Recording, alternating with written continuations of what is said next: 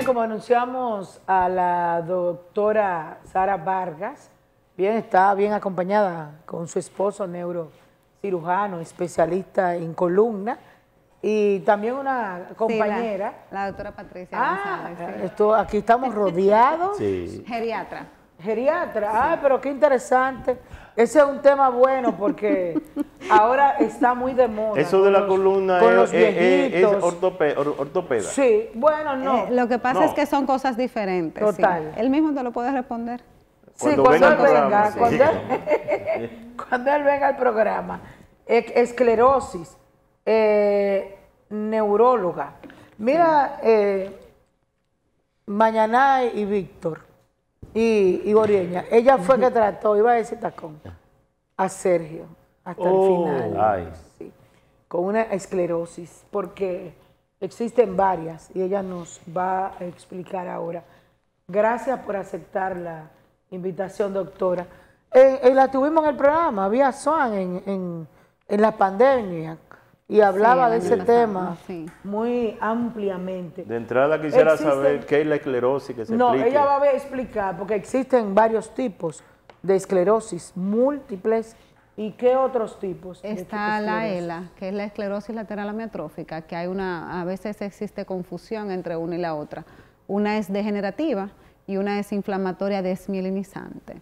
Entonces, la esclerosis múltiple, en realidad, fue lo que usted preguntó, es una enfermedad autoinmune inflamatoria desmielinizante, crónica también del sistema nervioso central.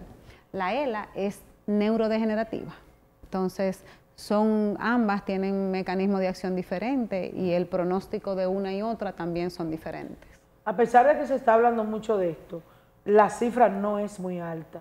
Yo la semana pasada leí, no recuerdo, pues se me olvidó, de cada tanta persona, una persona enferma de esclerosis. Sí, la esclerosis múltiple, pero cada día esa cifra va aumentando más. O sea, anteriormente se decía 1.8, pero ya incluso hay más de 2.5 millones. O sea, la cifra en el mundo, pero va aumentando cada día más. Incluso en nuestro país, anteriormente la cifra era de 0.8 en un estudio que se hizo en conjunto con Panamá y otros países. Pero estamos seguros de que actualmente la cifra ha ido aumentando. ¿Y cuáles son los síntomas, doctora? Es que son variables. Siendo sincera, tenemos un grupo que ellos dicen, cada vez que leo más de esta patología, pues también siento que la puedo tener. Y a veces uno lo siente porque tú puedes tener dolor retroocular, o sea, dolor en el ojo, que puedas empezar a tener visión borrosa, que puedas perder la visión de un ojo, que hables, que empieces con mareos, que te vayas de ladito, que sientas calambres, adormecimiento, que se te vaya la fuerza de la mano, que tú vayas a destapar algo y tú digas, ven acá, ¿y qué pasa? Porque no es algo que hay algunos pacientes que que la patología es muy fuerte, o los síntomas que sí son discapacitantes, o sea, los pacientes pueden tener afectación para caminar, que de un momento a otro se quieren parar y no pueden, entonces porque hacen algo que se llama mielitis, o sea, es una inflamación de la médula y los pacientes no caminan. O sea, hay muchísimos síntomas. Hablamos, antes que Mañana pregunte, de Sergio García. Él venía aquí al programa y comenzó a veces hablando, repetir cosas, y uno decía, ¿pero qué le pasa? O a ponerse reverde cuando daba la nota de prensa. Ya eso eran síntomas. Pero ¿cómo él lo descubre? Porque él fue mucho tiempo después. Lo que pasa es que anteriormente no se hablaba de las afectaciones cognitivas y de la fatiga. La fatiga también se ha evidenciado que es muy frecuente, y de las afectaciones cognitivas, o sea, los pacientes jóvenes, que se me están olvidando las cosas, que repiten mucho, que tú le explicas y son personas, abogados, médicos, o sea, nos puede pasar a todos. Entonces también la fatiga, entonces que me canso, que yo camino de acá a la esquina y ya me canso, entonces que se empeora con el calor, que siento un corrientazo en la espalda, entonces son síntomas así. Entonces ya estos síntomas anteriormente, 5 o 10 años atrás, no eran como muy mencionados, pero ya sí, entonces ya uno lo toma más en cuenta, porque cada día se ha evidenciado más de que tienen mayor afectación también. Doctora, nosotros, lógicamente que nos sentimos altamente, ¿cómo le diríamos?, afectados al tocar el tema, porque un compañero de nosotros que compartía este escenario murió precisamente afectado de esa terrible afección, de esa enfermedad. ¿Eso le puede dar a cualquier persona en cualquier momento? Sí. O sea, a mira cualquier edad.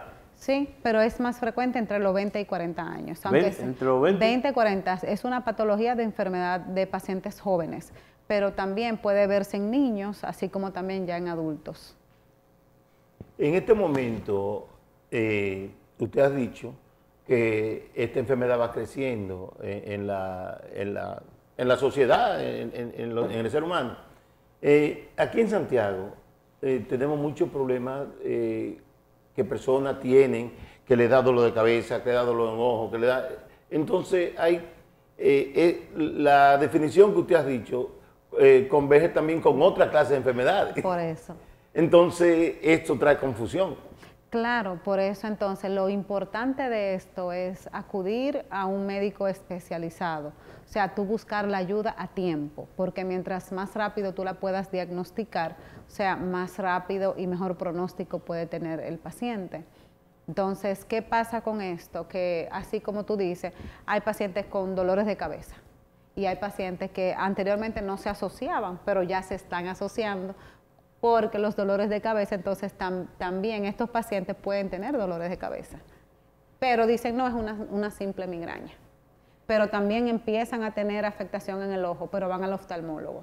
Entonces, cuando van, entonces muchas veces no se refiere a dónde tiene que ir. Entonces, el paciente empieza a hacer turismo neurológico, como nosotros decimos. Doctora, Sergio me llamaba por teléfono, digo, a todos nos llamó, principalmente a Bélgica, y a mí me llamaba casi todos los días, pero no decía nada.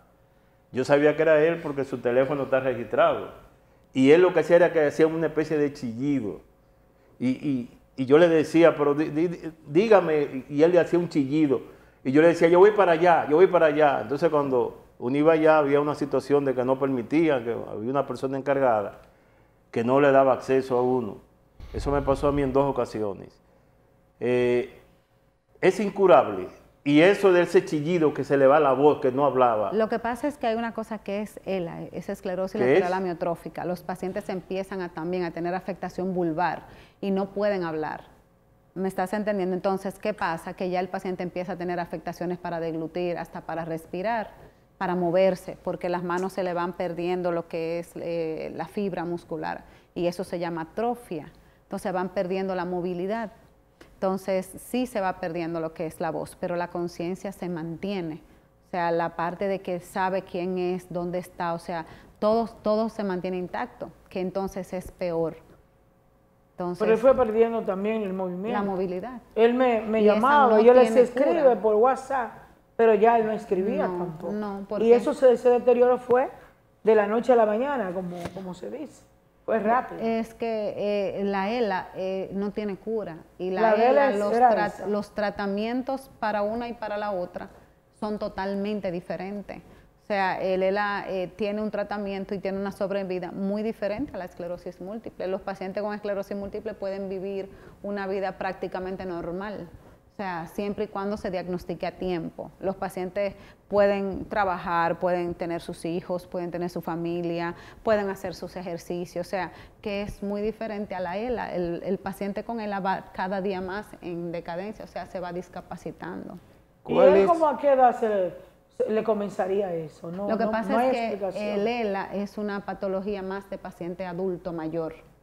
Pero también, o sea, hay pacientes jóvenes. Yo tengo una pacientita de 30 años con ELA, que es médico, y era en el momento en que yo la diagnostiqué, tenía 30 años, y tenía un niño en ese momento de 4 o 5 años, y imagínate, y tú ves la paciente que te llegan, y que se van deteriorando, y uno también sufre con los pacientes, porque es una patología que no tiene cura, y que por más que tú quieras, el paciente va discapacitándose cada día más, que es la diferencia entre los pacientes con esclerosis múltiple.